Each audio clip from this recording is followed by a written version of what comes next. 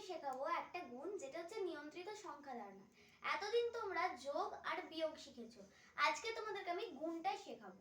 তো গুণটায় কি আছে দেখো, গুণটার সময় আমরা কি করব, এখানে দেখতে পাচ্ছি সবকটাই মাইনাসের চিহ্ন আছে, তাহলে আমরা এখানে প্লাস দিয়ে গুণ এমনি কিভাবে করব, 5 6 30, এখানে সবকটা মাইনাস আছে তাই আগে আমি সবকটা সংখ্যাকে গুণ করে নিচ্ছি। তাহলে আমি এখানে দেখছি 5 6 30, 30 7 30 এ 210, আর 210 কে 3 দিয়ে গুণ করলে 630। তাহলে আমি এখানটায় 630 সংখ্যাটা বসিয়ে নিচ্ছি। বসানোর পর এবার আমাকে ঠিক করতে হবে এখানে মাইনাস চিহ্ন বসাবো না প্লাস চিহ্ন বসাবো। তাহলে দেখছি এখানে মাইনাসে মাইনাসে প্লাস হচ্ছে, তাহলে এখানে আমি মাথাটাতে এখানটা প্লাস লিখে দিচ্ছি। তারপরে আমি দেখছি এখানে প্লাসে মাইনাসে মাইনাস হচ্ছে, আবার তাই এখানটাতে আমি মাইনাস লিখে নিচ্ছি। আবার এখানে মাইনাসে মাইনাসে দেখছি প্লাস হচ্ছে, তার মানে ঘুরে ফিরে একটাতেই ফিরে আসছে।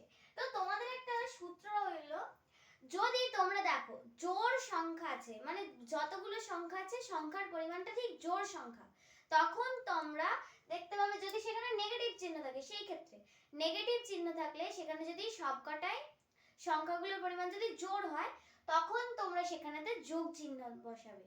তাহলে এইখানটাতে আমি যোগ চিহ্নটা বসিয়ে দিচ্ছি, বা এখানটাতে আমি 630 লিখতে পারি। এইটা এত শর্টে করালাম, কিন্তু পরীক্ষার খাতে তোমাদেরকে কি করতে হবে, প্রথমে এই দুটোকে গুণ করতে হবে।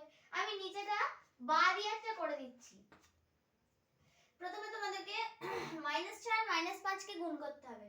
-6 আর -5 এর মাইনাস গুলোকে তুলে দিচ্ছি, 5 6 30 হচ্ছে, আর এখানে মাইনাসে মাইনাসে প্লাস হচ্ছে, তাই আমি এখানেতে 30 লিখছি।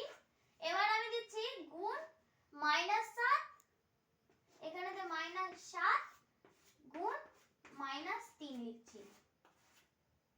লেখার পরে আমি এখানে আবার বা দিচ্ছি।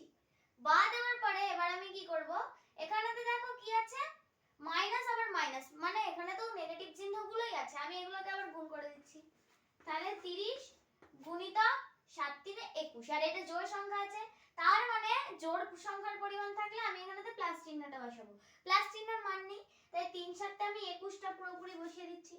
21টা পুরোপুরি বসানোর পর আমি দেখতে পাচ্ছি আমার উত্তরটা কিন্তু সেই 630ই ঘুরে ফিরে আসছে।